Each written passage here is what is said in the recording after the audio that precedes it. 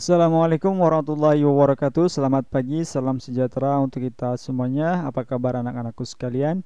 Bapak harap kalian dalam keadaan sehat selalu dan tetap semangat. Bapak sehat dan kalian juga sehat. Amin.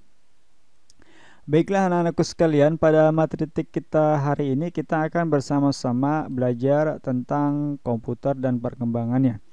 Ya, di LKS kalian kan kalian ada materi cara membuat game ya dengan Microsoft PowerPoint ya. Namun di situ Bapak lewati ya karena Bapak pikir itu kalian pasti bisa ya karena hanya memainkan picture dan juga animation ya. Dan sebenarnya Bapak ingin memberikan materi ini ya bagaimana cara membuat sebuah game ya menggunakan Scratch ya, dimana Scratch ini adalah visual programming untuk anak usia 8 sampai 12 tahun. Nah, tapi kalian juga bisa mencobanya ya di sini ya, di sini saja ya. Jadi bermain sambil belajar. Nah, di sini kalian harus bermain logika juga ya. Bapaknya menerangkan sedikit. Jadi when click, ketika mouse diklik, maka si burung ini akan apa? Akan terbang sekaligus ada suara ya. Ini ada suara ya. Bisa kalian pilih yang kalian inginkan ya.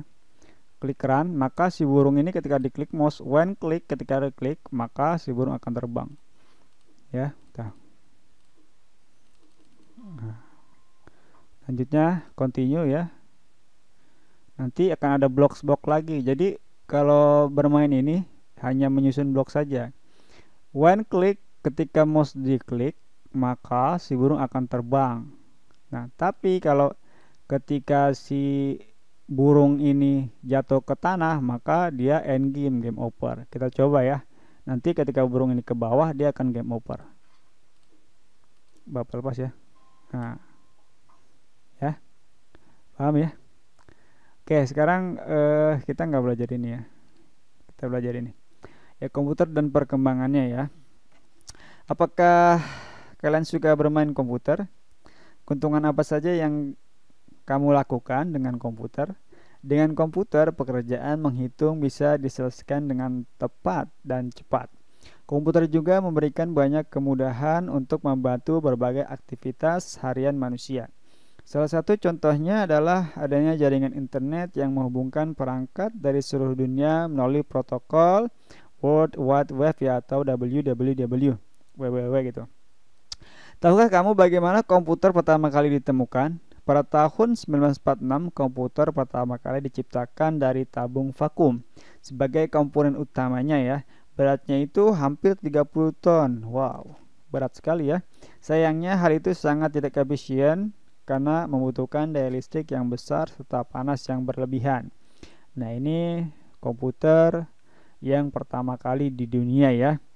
Nah, setelah itu para ahli komputer mencoba menemukan generasi terbaru komputer yang lebih canggih ya. Kecanggihan komputer pun berkembang tergantung masanya ya. Nah, berikut ini adalah perkembangan komputer dalam bentuk grafis ya. Nah, ini ada first generation ya. Generasi pertama komputer dikenal dengan nama generasi tabung vakum.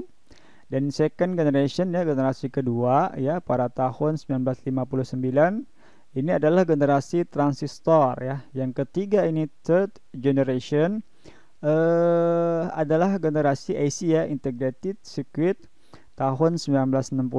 Dan yang keempat ini ada fourth generation pada tahun 1979. Generasi keempat ya adalah generasi microprocessor ya.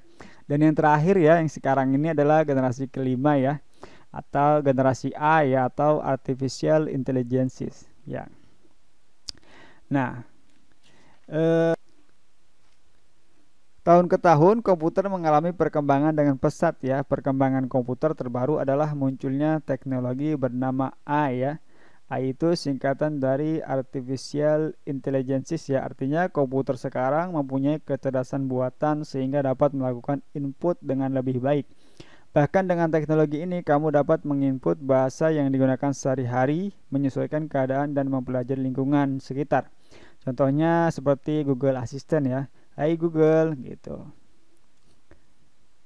Nah, sekarang kita langsung ke dampak positif teknologi komputer ya. Apa saja dampaknya? Yang pertama, internet sebagai bagian dari teknologi komputer masa kini ya, dapat berfungsi sebagai media komunikasi tercepat yang bisa dipakai oleh setiap pengguna dari seluruh dunia kapanpun dan dimanapun. Nah, yang kedua ini dapat melakukan pertukaran data dengan cepat dan efektif ya, dengan menggunakan email, website, media sosial, dan lain-lain. Dan yang ketiga, memudahkan masyarakat menemukan inovasi terbaru di berbagai bidang ya. Jadi setiap saat bisa muncul penemuan baru yang memukau. Nah, yang keempat ini memudahkan dalam proses transaksi jual beli ya, atau perdagangan online ya. Kalian pasti tahu ya, jual beli online seperti toko Shopee, kemudian Tokped dan lain sebagainya. Nah, yang kelima, dengan teknologi komputer terutama robot, manusia bisa meminimalisasi kesalahan dan kecelakaan kerja. Nah, sekarang kita beralih ke dampak negatif teknologi komputer ya. Yang pertama, banyaknya konten dewasa di internet ya, mengakibatkan kekhawatiran masyarakat akan maraknya pornografi dan kekerasan. Yang kedua, kejahatan penipuan online yang semakin marak ya. Jadi kalau kalian memberi barang itu di online, usahakan ada pihak ketiga ya, atau rekber ya. Jangan main asal transfer saja.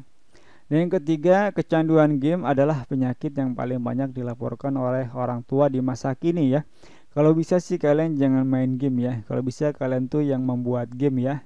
Jadi kalian sebagai mungkin sebagai indie game developer ya, yang mendevelop game sendiri mandiri, atau mungkin bekerja di perusahaan ya, entah itu bagian UI ya, ataupun video desain dan lain sebagainya.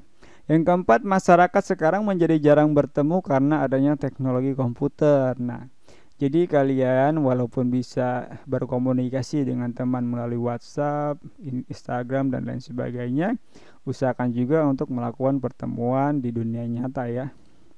Yang kelima, banyaknya pekerjaan yang diambil alih oleh robot mengakibatkan masyarakat menjadi kesulitan untuk mencari pekerjaan. Jadi nanti ya, di masa depan nanti ya, nanti kalian itu akan lebih apa ya.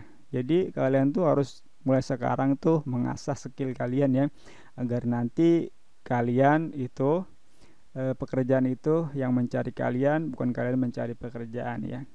Contohnya sebagai Android developer ataupun game developer ya, ataupun desainer dan lain sebagainya ya. Pasti kalian bisa jika kalian ingin belajar. Nah, sekarang ada tugas ya. Tugasnya hanya menulis ya. Ini ada di halaman 30 ya. Halaman 30 itu ada tugasnya. Ya, ini Bapak nggak tulis ya. Nomor 1 itu televisi pintar atau smart TV ya. Dampak positifnya apa, dampak negatifnya apa. Nomor 2 pemanas makanan ya, atau microwave, dampak positifnya apa, dampak negatifnya apa. Yang ketiga, aplikasi ruang belajar online, dampak positifnya apa, dampak negatifnya apa, dan seterusnya ya. Ya, mungkin itu saja dari Bapak ya, kurang lebihnya Bapak mohon maaf. Assalamualaikum warahmatullahi wabarakatuh.